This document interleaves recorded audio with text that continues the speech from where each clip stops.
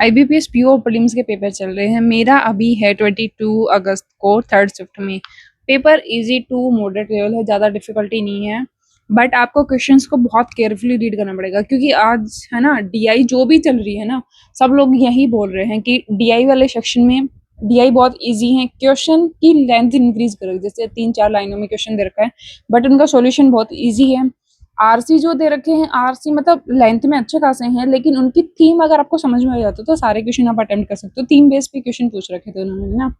और जो वोकेबुलरी वाले क्वेश्चंस थे वो भी बहुत इजी इजी थे, मतलब ऐसे रीडिंग करोगे तो समझ में आ जाएगा कि क्या उसका मीन दे रखा है, उसको कैसे अटेम्प्ट करना है।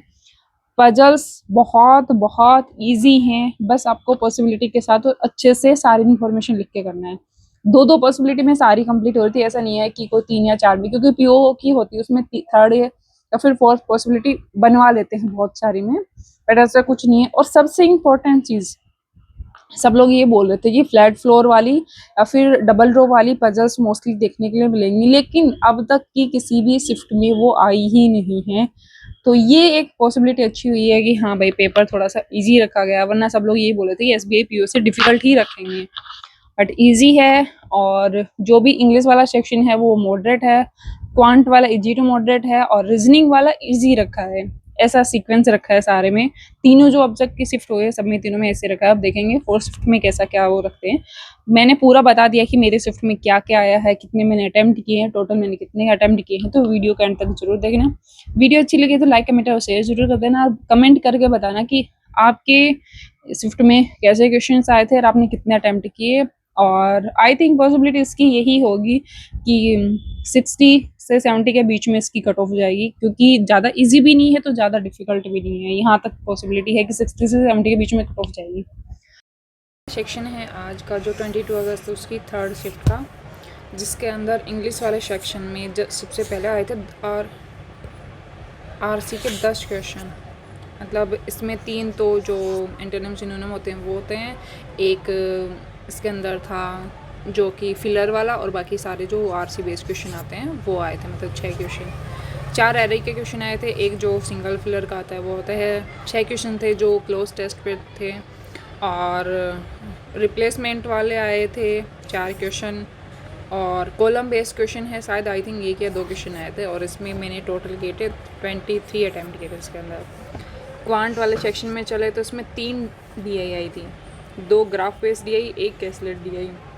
क्वेश्चन ऐसे मान के चलो कि क्वेश्चन आ रहे थे 4 लाइन में, बट उनका सॉल्यूशन था ना वो सिर्फ 30 सेकंड का भी नहीं था।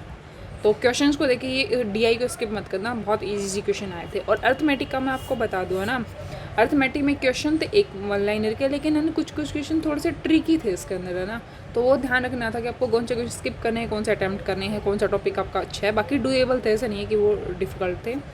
सीरीज़ थी, उसमें 2 क्वेश्चन इजी थे, प्लस में 2 थोड़े से डिफ़िकल्ट थे, और अप्रोक्सीमेशन के क्वेश्चन इजी थे, डूएबल थे। तो इसमें मैंने किए हैं 26 अटैम्प्ट किए हैं। रीजनिंग वाला सेक्शन उठा के चले तो स्लोक्स के क्वेश्चन ही थे स्टार्टिंग में, और फिर आई थिंक एक पेयर वाला क्वेश्चन था, और फिर उसके बाद में पजल्स थी।